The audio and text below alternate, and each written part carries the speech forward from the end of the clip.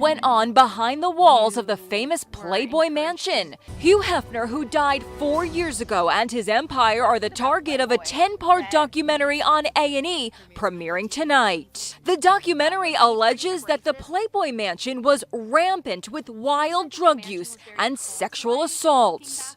Alexandra Dean interviewed more than 100 women for the documentary. We never looked at it really closely and was like, what's really going on there? Why are all these young women hanging out with this really old guy? What's he doing to them? And are they really happy with this situation? Holly Madison appeared on the reality show The Girls Next Door. She lived in the mansion for 7 years and says she felt like she was in a cult. It was so easy to get isolated from the outside world there. You had a 9 o'clock curfew. You weren't really allowed to leave. She claims Hefner forced her to participate in an orgy and that her having sex by appointment every week with the octogenarian was traumatic. I felt like I was just in this cycle of gross things. And some women really did feel that Playboy was this great playground for them, and they had a lot of fun and they felt really powerful from it, and it was great for their careers. Other women felt like it had destroyed their lives. The darkest experience I had was when I was drugged and raped by Bill Cosby. PJ Matson was known as the bunny mother at the Chicago Playboy Mansion. She supervised 70 Playboy bunnies.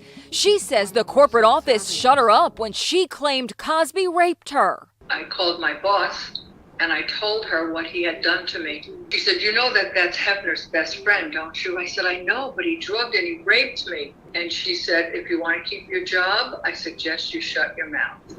And that's what I did. Cosby has denied every allegation of wrongdoing. Playboy, which is under new ownership, issued a statement of support for the women in the documentary. Today's Playboy is not Hugh Hefner's Playboy. We trust and validate these women and their stories, and we strongly support those individuals who have come forward to share their experiences. The stories were so wild.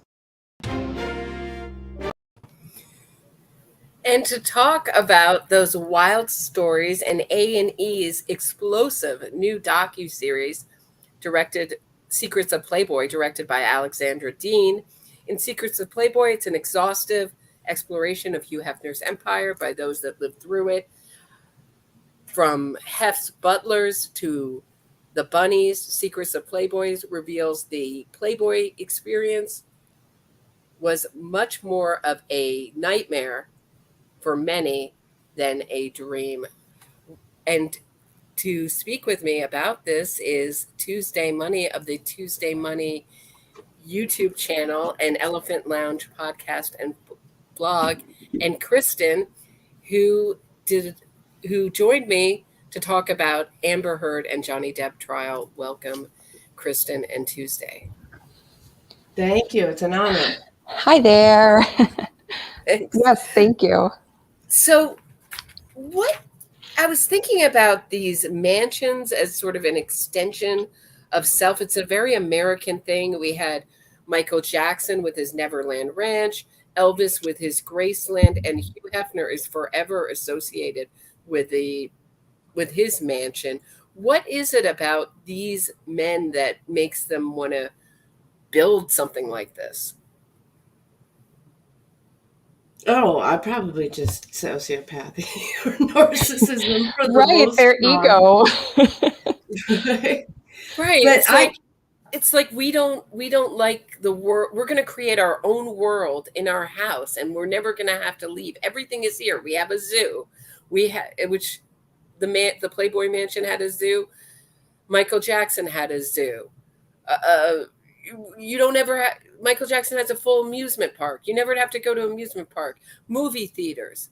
You never have to leave. And in fact, the isolation is what many people talk about in this documentary. Mm-hmm. Absolutely. Well, Yeah.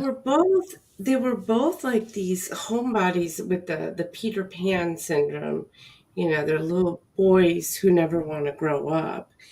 But I thought the other interesting thing about the fact that you brought up Neverland Ranch and making the comparison to the Playboy Mansion, first of all, so much security, so much surveillance, whether it's through cameras in the mansion, the tappings of the phone at Neverland, but also the conditions that we should also talk about, because Michael Jackson was notoriously filthy, and the mansion was filthy as well. A lot of filthy rooms, urine-soaked carpets from all the dogs that they had, and they never trained them.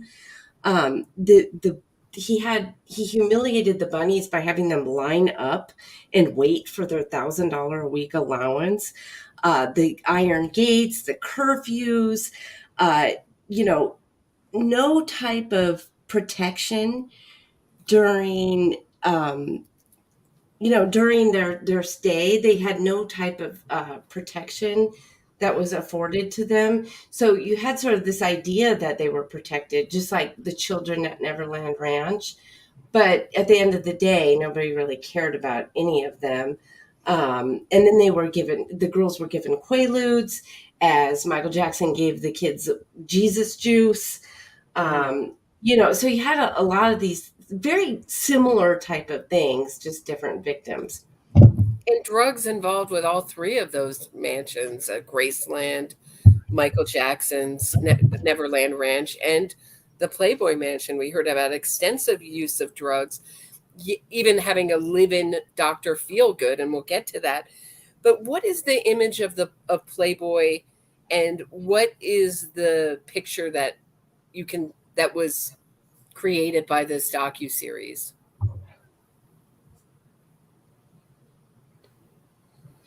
Wait, what was the anyone? What do people think about when they think about Playboy? What was the image? And there's a lot to unpack.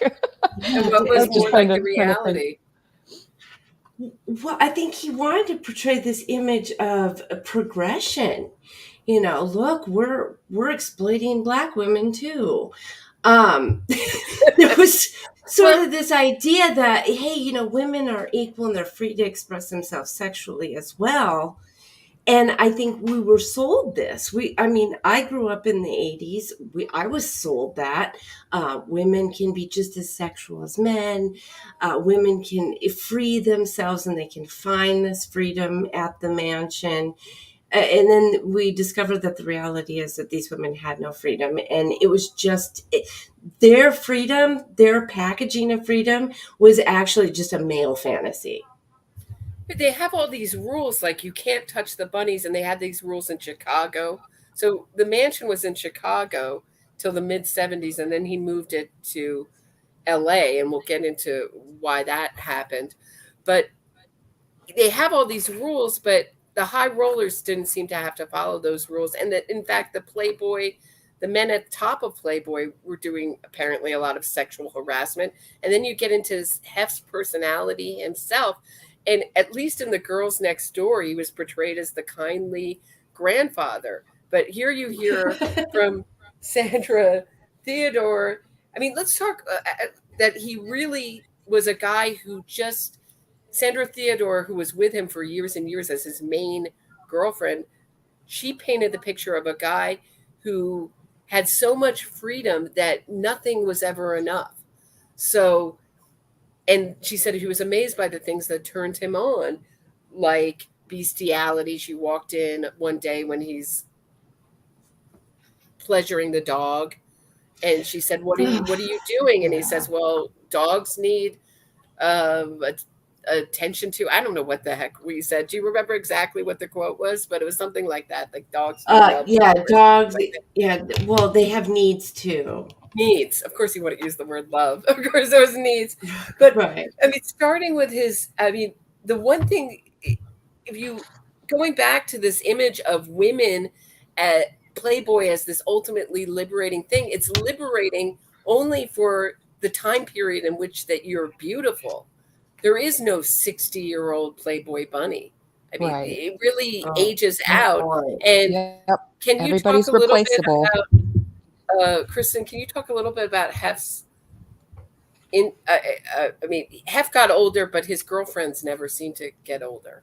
Well, right. There's right there is the power imbalance of, the older man and these young girls. And they're like really young, impressionable, naive, probably somewhat lost, I would guess, to kind of maybe go out on a limb there, but he just infantilizes them.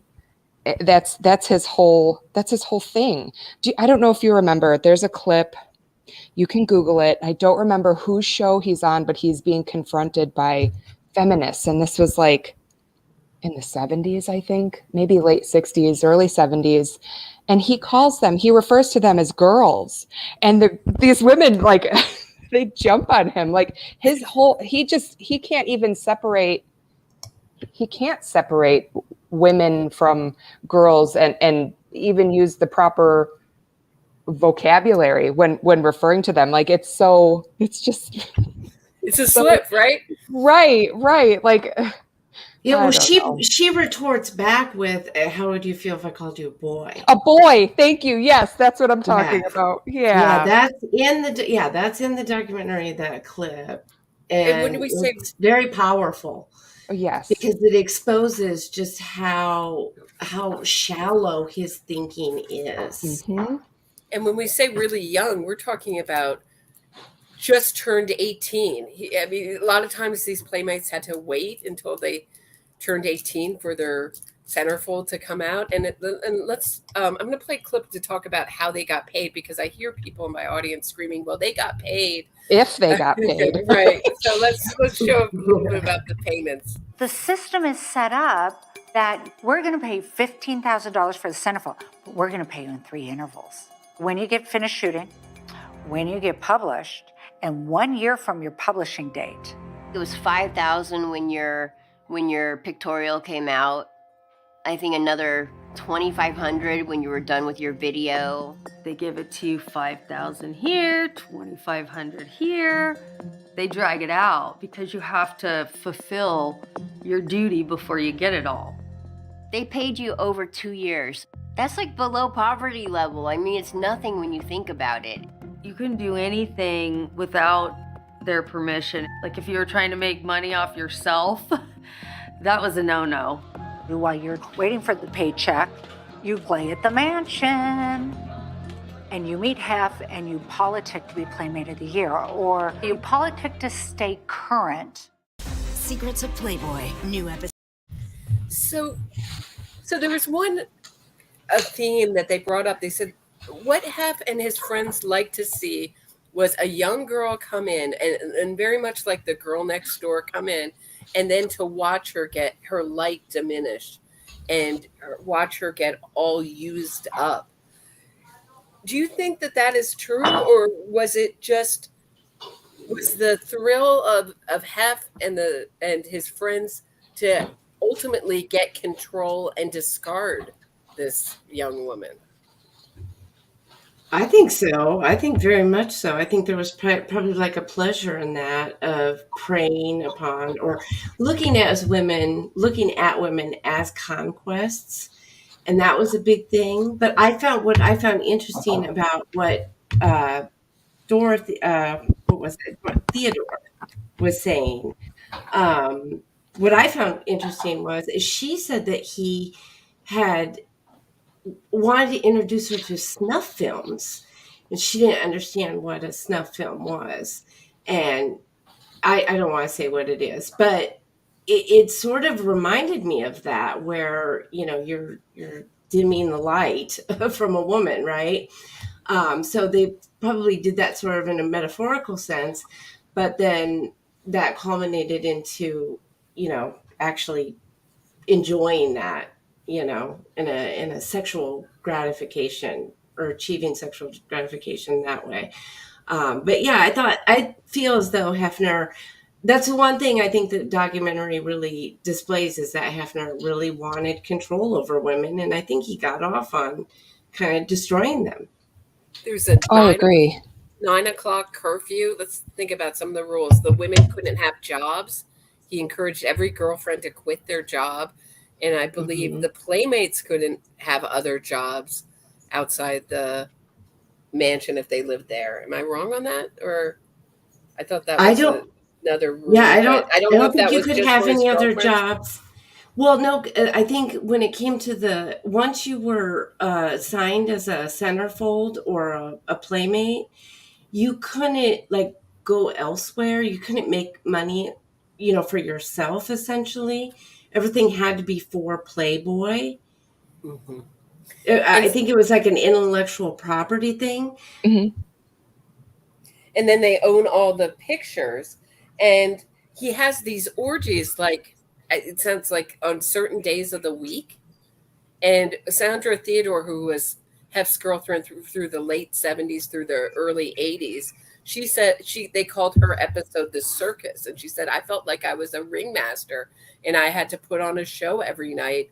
And I guess, I don't know if it was every night back then when she was, but basically it dwindled down to set nights of the week. Like this very, I wrote in my notes, I wrote unsexy orgies. Like to me, it sounded like the most unsexy situation of all these girls being invited up into this dark room with porn playing, and he was always filming it. Let me just show you a clip about the video.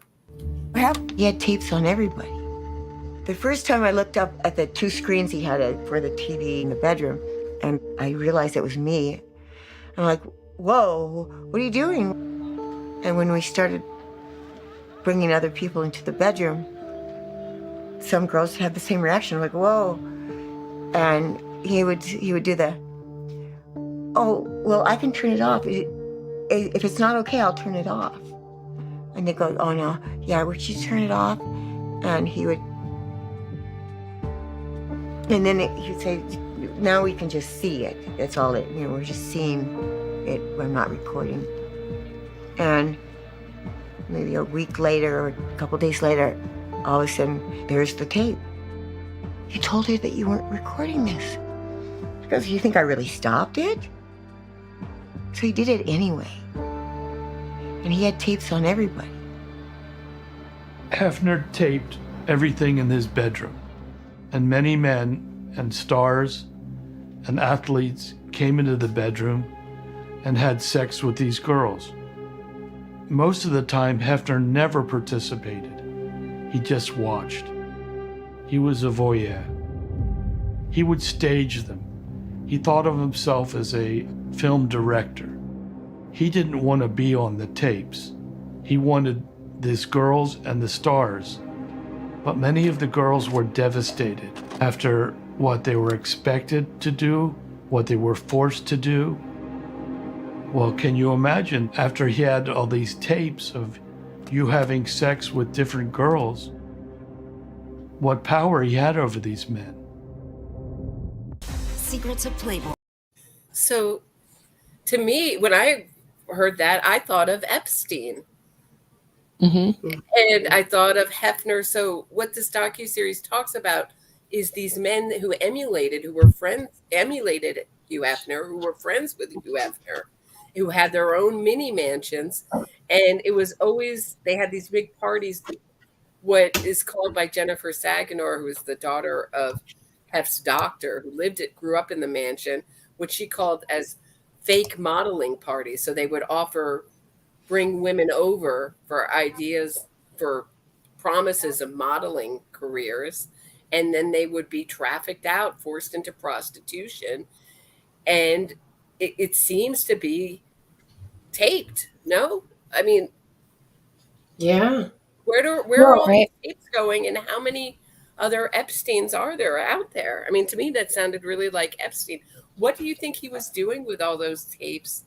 And well, they go through later on, and I mean, Sandra Theodore specifically states that and Holly Madison says that this was just bribe material. And we know that's what Epstein was doing. So he was luring these celebrities and powerful people to come to the mansion, and then he would put them in these, situations, record them, and then he would have power over them. And, he had this growing need to be a part of the scene, to be in control. And he always wanted to be a part of Hollywood and stuff. And that's part of how he maintained his control, is through blackmail. Yep. And there's also, Susie Krabatcher alleges in this that she was raped by Hefner, and she wanted to be Playmate of the Year. And he came in and into her bedroom and raped her. And there was this expectation that you would have to sleep with Hefner to get Playmate of the Year. It wasn't said. Not all of them did, but it seemed like just seemed to be an unspoken thing. Am I understanding that correctly? Yeah, I think that's the impression. So, but what's interesting is I forgot to mention was the no protection was encouraged during sex. He refused to use any type of protection, and they would just wipe him off in between. Yes. I mean, I was horrified by this, and I'm wondering how later on you get to one of the abortions that was a big deal, but how many women had abortions? Is this I mean, of course you get to stand behind, I support abortion because I'm for women's rights and this and that, but obviously it's for selfish reasons. Right? But he also hosted these pig nights where he would have, so Playboy had an interesting image in that it wasn't seen as part of really hardcore porn because they always attach themselves to causes. We're pro-gay, we're pro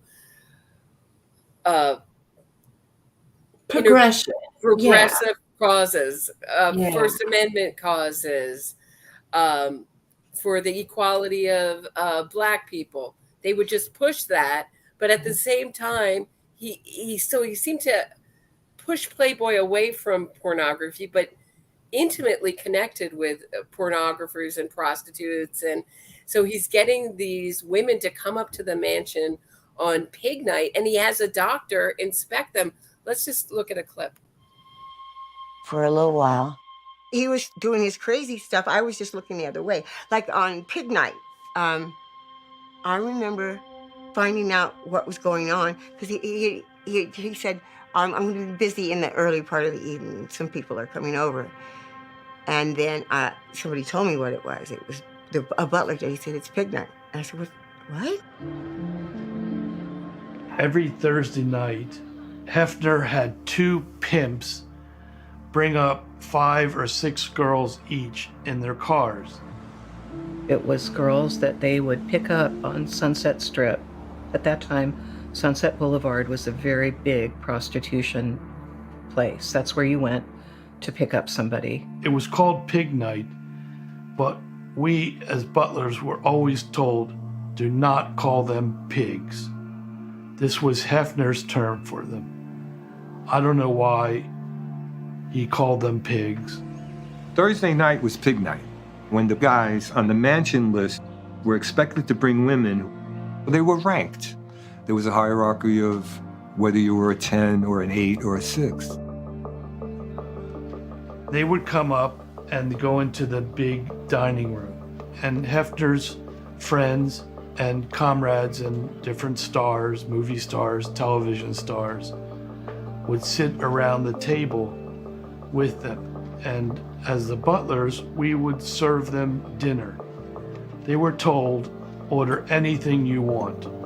Hefner would sit at the head of the table. He would never eat dinner with them. He would smoke a pipe and observe the girls. When I found out about it, I went down to bedroom 4 where I could look out where they were all laughing and getting drinks and making these girls feel special. One at a time, the girls were escorted into the front bathroom, where the doctor would inspect them for anything that would be detrimental to any of his friends. The girls that passed muster would have sex with the different friends of Hefner. Secrets of Play. So, Kristen, what are your thoughts about pig night? Imagine being so comfortable just outright calling women pigs.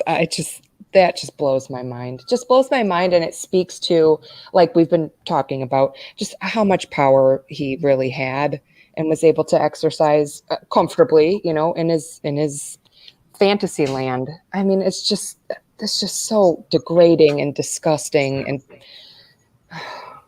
it's just beyond normal people. Tuesday, your thoughts? Well, it's depressing because here you Yeah. have these women that are already in, you know, horrible situations, whatever their story may be. They're selling their bodies. And then you have this juxtaposed against this beautiful mansion and all these wonderful things we hear about Playboy, because that was the image of it.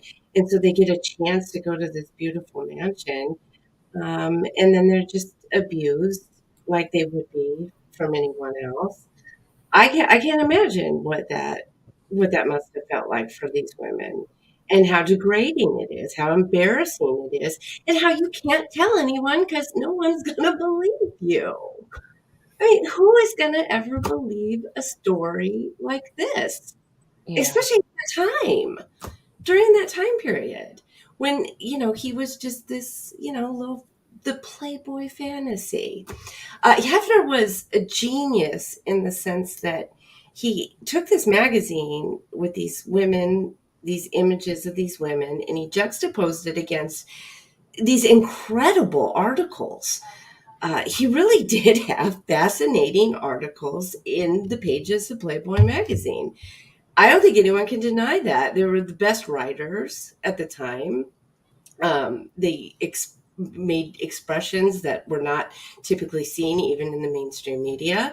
And by doing that, he was able to sell this image of, oh, you know, we're dirty, but we're not that dirty. He was able to put himself on a pedestal up against, you know, the hustler, whatever. I can't even remember that guy's name.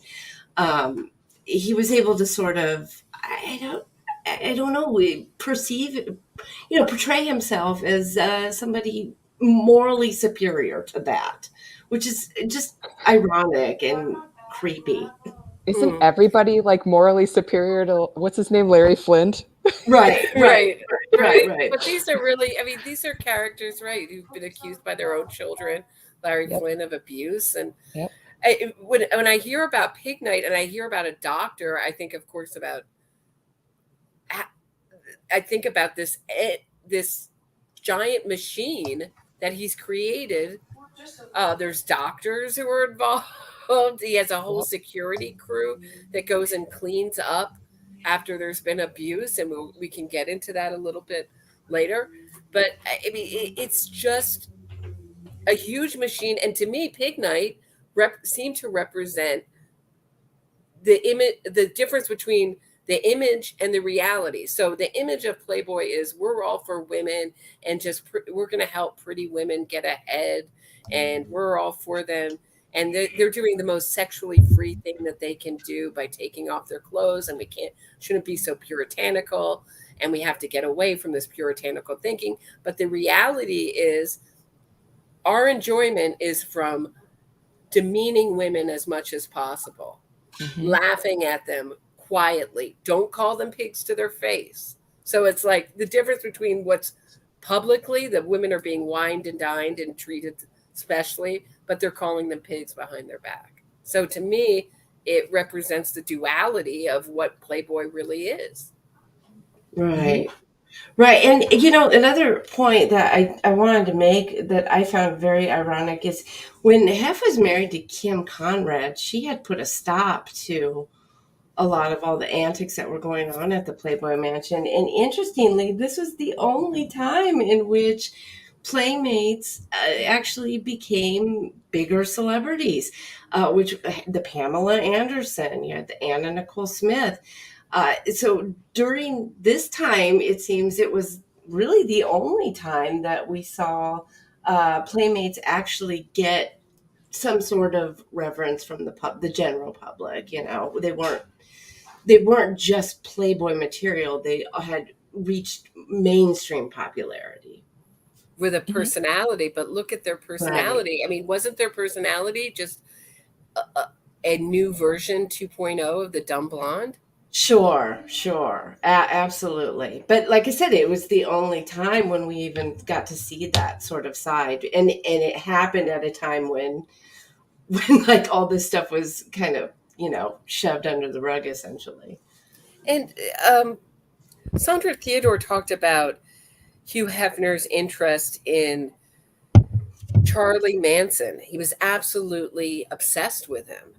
What do you think? And it reminded me of the NXIVM story where Tony Natali was always told by men, oh, Keith Raniere, the guru of NXIVM, he had it all. And Tony thought to herself, that's having it all? Having a bunch of starved, abused women, branded women at your beck and call. Is that having it all for men? I don't know. What do you think his interest in Charlie Manson was about? And so much so that he had a lot of their movies, the Manson movies. I think the whole groupthink, cult aspect of that probably, was the most, I don't know. I don't want to say interesting because, right, it was maybe unhealthy interest. But I'm sure he was, gathering information on how to better control, That's what I was curious about. What was his other interest in do you have an interest in hypnosis, neurolinguistic programming? Right. He insisted that these women stay very, very thin, which is also a cult technique. There were, Alec, do you believe, do you agree with the people who said in this film that the mansion was cult-like? Oh, absolutely. Yeah. It's all around. I mean, think about all around one person, controlling your eating, controlling your job, isolates you from your family and friends. Financial control. I mean, there was control, blackmail, every element of their lives. But there was also a bunch of loyalists in this who said Playboy was the greatest. How could Holly Madison write her book? What do you think's going on with those people, friends of Hefner, who said that all these detractors it's just sour grapes? What do you guys think of those characters? I think, I personally think that whenever we see any type of leader, even going back to the Michael Jackson and stuff, I think these people make sure that they have a handful of people that only see the good things and they hide and shield anything bad from those people so that they can be the witnesses that say, no, this would never happen.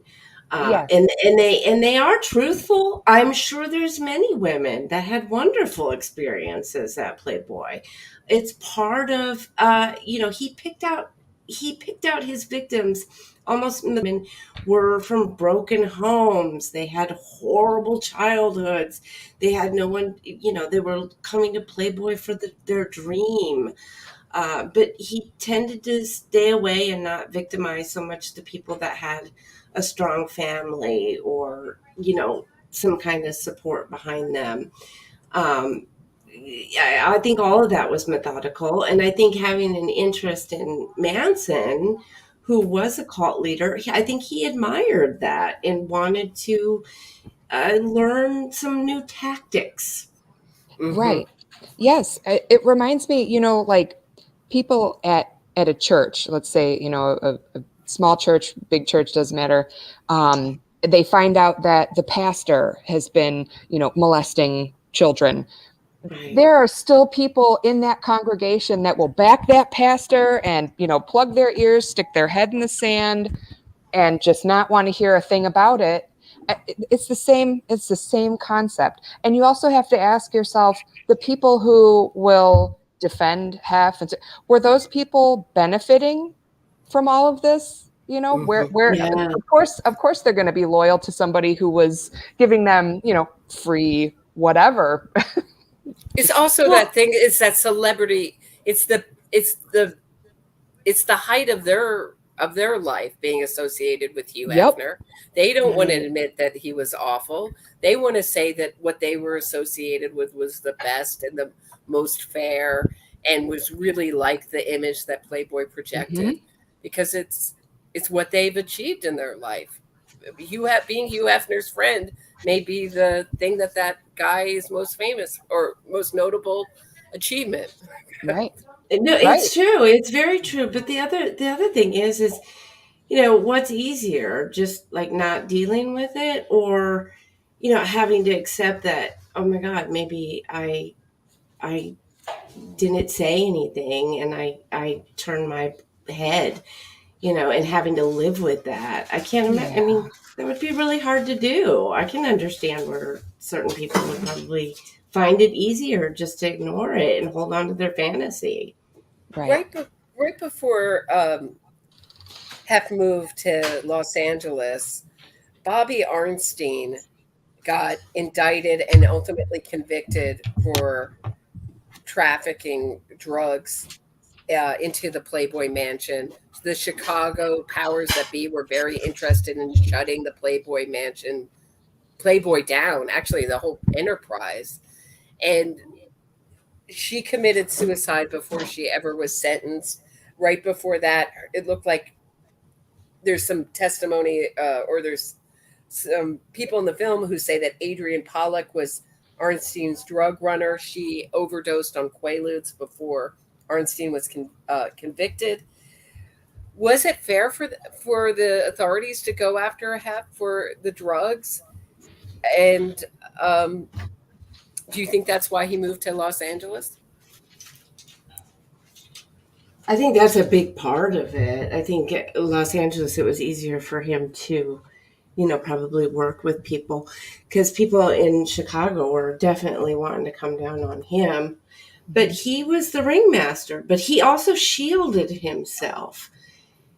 So I don't know how, easy it would be for them to have even convicted him, even if they, everyone around him, I don't know, they were participating in it as well. So of course they're not going to cooperate with authorities. And how many years did it take Sandra Theodore to come forward and admit she was a mule? And yet it was so interesting at the height. Hugh Hefner was still alive at the height of the beginning of the Me Too movement. He's very good friends with Bill Cosby. Yeah. Holly Madison has come out with her book saying after Quaaludes were outlawed in the U.S., Hugh Hefner always had a supply of Quaaludes, and he was giving Quaaludes that he called thigh openers to all his prospective women that he wanted to sleep with. I guess my question is, why did nobody say, hey, what's going on with Hugh Hefner? He still had a great image, even then, at the end of his life. Well, it goes back to that blackmail material too, right? Exactly. Yeah. Right. And it really reminded me. And what did you think of that Playboy comment at the beginning that I played at the beginning, where they said, we're a new kind of Playboy? Can Playboy reinvent itself in a better way now? I don't know. I think that's going to be very difficult for them, especially after this, docuseries. I think they have their work cut out for them if that's what they're trying to do. The same thing with the Victoria's Secret stuff. I think they also have their work cut out for them. Certainly. And it reminded me of people who try to be independent Scientologists. Like, we're not going to be involved with anything that Hubbard did. But the whole thing was created by Hugh Hefner. I don't think you can take his whole psyche is so much invested in what Playboy is. I think you could make maybe the corporate offices. Well, what happened to his daughter? But I don't think you could ever I don't think you ever could get this kind of, unfairness out of it. What happened to Christine? His daughter, wasn't she running it for a while? Yeah, she ran it for a long time. And she And was the then, public face, which was very smart. It got a lot of pressure oh off of yeah, him. But right after he moved the mansion to LA, and he got his own personal doctor, live-in doctor, Dr. Saginaw, whose daughter grew up in the mansion, Jennifer. And Jennifer asserts in this that Saginaw was the love of Hef's life, that Hef really couldn't, I guess, connect with women. I don't know, that Saginaw, who was sort of like his wingman, co-swinger, she insists that they might have been lovers. I don't know. And a lot of other yes. people insist that, although no one claims to have seen them actually do the act in any of these orgies that they participated in. But Well, I do you think think that that's possible? Sandra Theodore kind of alludes to it, though, doesn't she? I She think does. She confirms. Yeah. yeah. She does? Yeah, I Okay. think, yeah, she My confirms that, and she talks about how, and there was an interview that they played very quickly of Hugh Hefner, where he admits to, bisexuality, Mhm. Right. to, it wasn't overt. Very It wasn't, interested in it. Yeah. yeah, that Mhm. he was very open to that. And real quick, it was the Dick Cavett show. If you guys want to look up the feminist confronting Hugh Hefner Thank you. looking like a Yes. fool, you just have to do Dick Cavett, Hugh Hefner, and feminists, and it pulls Okay, right up. that's what Yeah, that is. But yeah. and it, I mean, also this obsession with anal sex. I mean, do you think that could have anything to do with it? I don't know. I think the anal sex they said was because they didn't want to get the girls pregnant. But Right. But to me, but that I seems think more with about control and domination than I think with anything. Hefner, I think with the Dr. Sagner, I feel as though, he sort of seemed to look at Hefner as like a god of some sort, because he Mhm. wanted to emulate him, and he buys this house and, has this like part of the mini mansion that we were talking about earlier. And I thought it was rather interesting because she talks about how he got remarried. At some point they had to separate because pressure was coming down on her father, and Hugh Hefner separated himself from him. And then at his wedding, when he got remarried, it was a tribute to Hugh Hefner. Yeah. And she sort of recalls like how like bizarre this whole They thing played was. Hugh Hefner's favorite song. They had a moment of silence at his wedding to Yes. remember Hugh Hefner, and and they had all these pictures of Hugh Hefner and the mansion life all around the wedding. What a weird wedding! But Yes. my impression of, and we can get into Jennifer's book in a second, was of a life always as number two, and of this very brilliant doctor who is just another casualty of the mansion. Mhm. And in the Right. end, he becomes a total drug addict. He gets accused of drugging and raping women, and he avoids being convicted of these crimes by going into rehab, and they drop any kind of potential pending charges over this allegation. And then he goes and gets married. And he's still alive. He's still out there, but he was really, I mean, I think the surprising things about this book was in his mini mansion, he just had these candy jars full of pills just on the counter. Like, I mean, they had just gone sort of into a wonderland of absolutely no rules, no limits. And I kept thinking, reading Jennifer's book, too much of a good thing is wonderful. That, I mean, no, it's not. It's horrible. It turns into a Right. hell, right? Yep. I mean, that's the impression you get of this book, of a young person loving all this freedom and then ultimately being really damaged by it.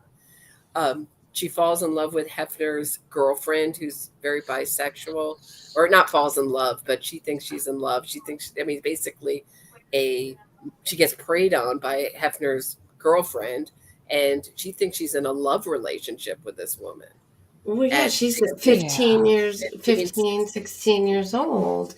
And you got this adult woman. I mean, it's not terrible. I mean, what was she, 22 or something? She was pretty young too, but still, it's still unacceptable.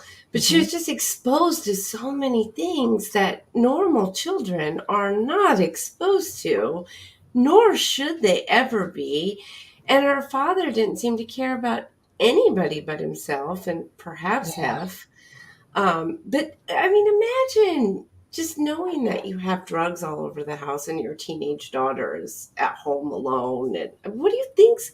It was almost encouraged. Drugs and Like, candy. Hef lived on Yeah. Pepsis and M&Ms. I mean, to me, it's Right. really like a little bit like Neverland Ranch again. Like this, just everything sort of Childlike. that's supposed to be in moderation or as a treat is just all the time. I mean, just complete Yeah, what they say, like debauchery.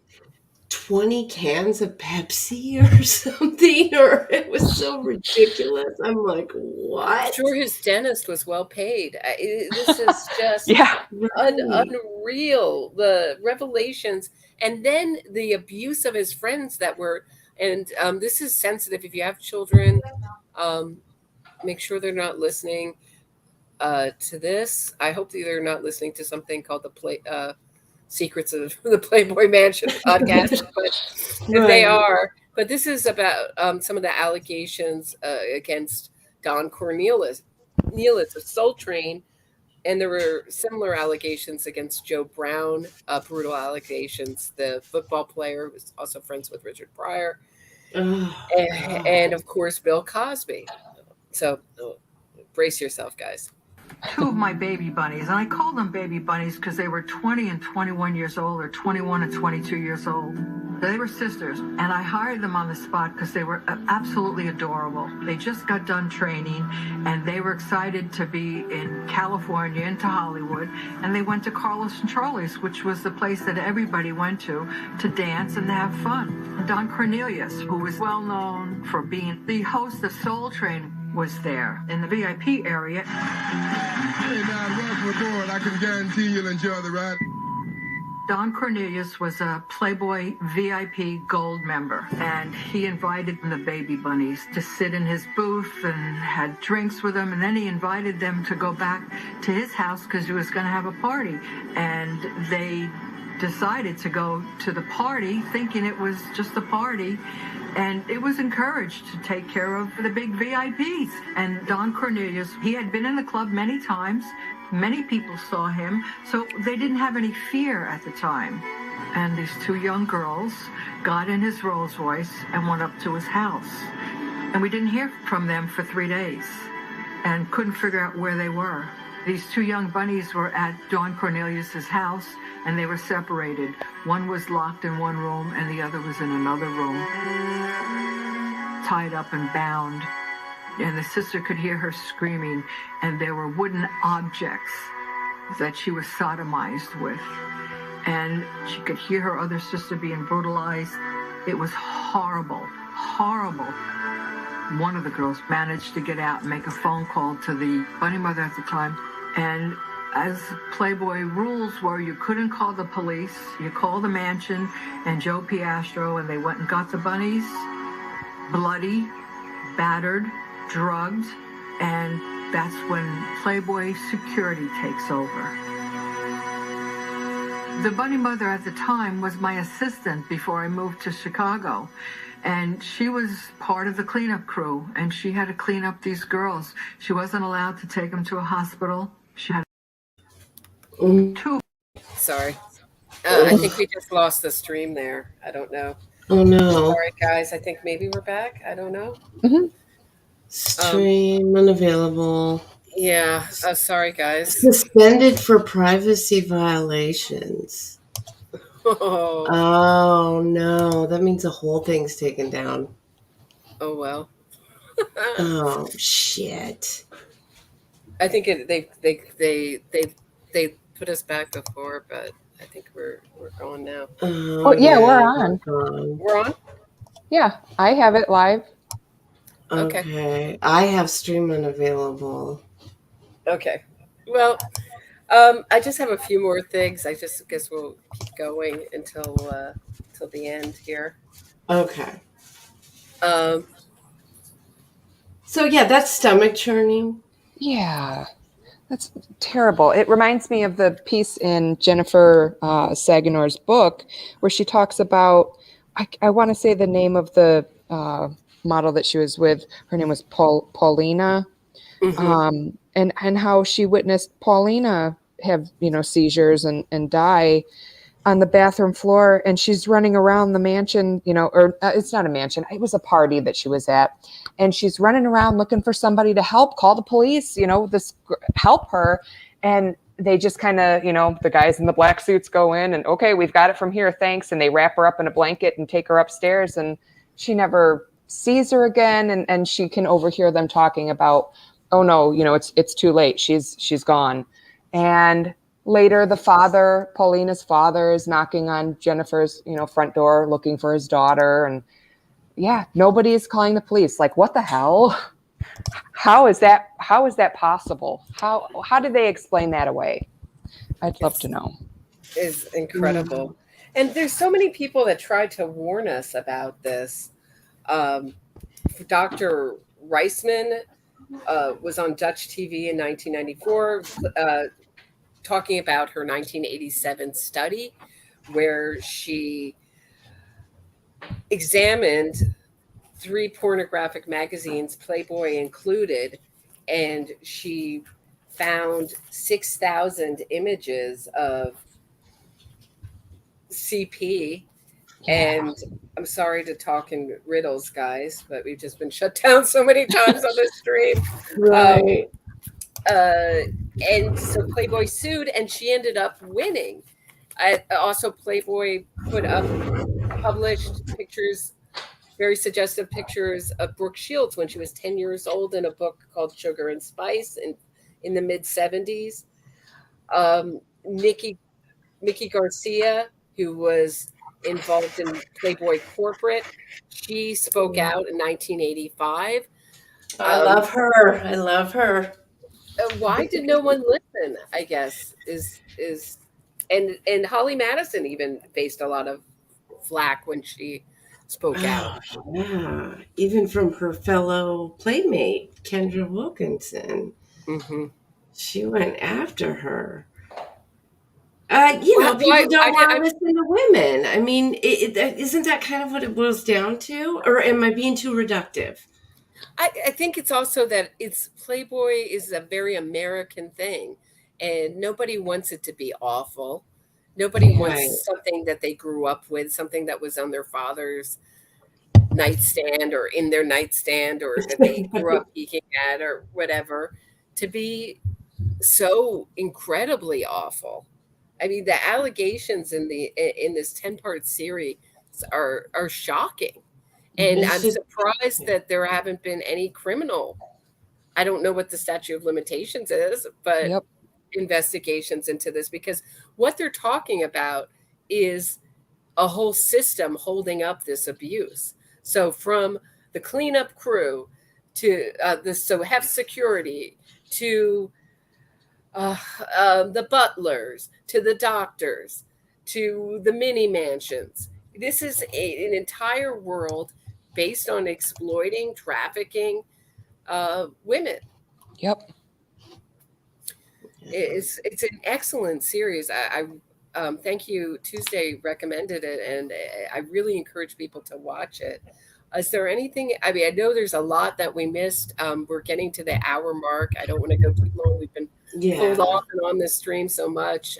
Thank you for anyone who's still with us. I'm sorry about those clips. I guess the copyright pulled me down off of YouTube for a little bit, but well, those ones are promotional clips, so I don't know why they would. I don't know. So what is, I guess the last thing that we can talk about is the babies that Hugh Hefner, the way he reeled Sandra Theodore in, as he said, I can see having a baby with you one day. And then we heard that one of the Shannon twins got pregnant by Hef, and at the same time, Holly and Bridget were trying to have children with Hef in vitro. Mm-hmm. I mean, why do you think Hef was allowing all these? I mean, not with the Shannon, obviously, but why do you think he wanted Holly and Bridget to have his child?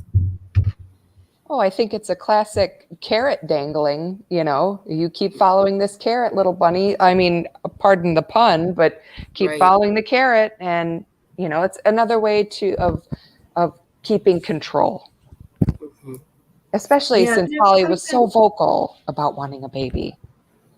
There's something weird about all of that, because there's the one aspect of control, and then there's the other aspect of spreading the seed. Oh yeah, these men like to spread their seed everywhere. Yeah. Yeah, and you look at Hef's relationship with his kids, and it's still kind of a mystery. Now, you don't see him you see him a lot in this documentary playing backgammon at Playboy events, but you don't see him a lot with his kids. Yeah. Never, right? Almost never. I wonder how close they were. I believe the one. Who did he have it? Was it Kim Conrad? They lived next door, right? Yeah, I'm pretty it was sure next I heard door. they lived next door. Yeah, he had apparently during that time he was married with kids. The mansion, he really did commit to that, to his wife. Now I can't remember her name. Please excuse me. It was Kimberly. Was it? It was Kimberly. It was Kimberly Conrad. Yeah. Yeah. Okay. Shannon Tweedy never married. All right. So I think I'm going to end it here. Okay. Tuesday. But before we go, I'd like to wish Tuesday a happy birthday. Happy birthday! Thank you. And many more. I hope 39 again. 39 again. Have a great year, and have a great weekend, everybody. And thanks for being patient during this crazy broadcast. And Kristen, thank you so much for joining me. Oh, my pleasure. Thank you. Thank you, Kristen.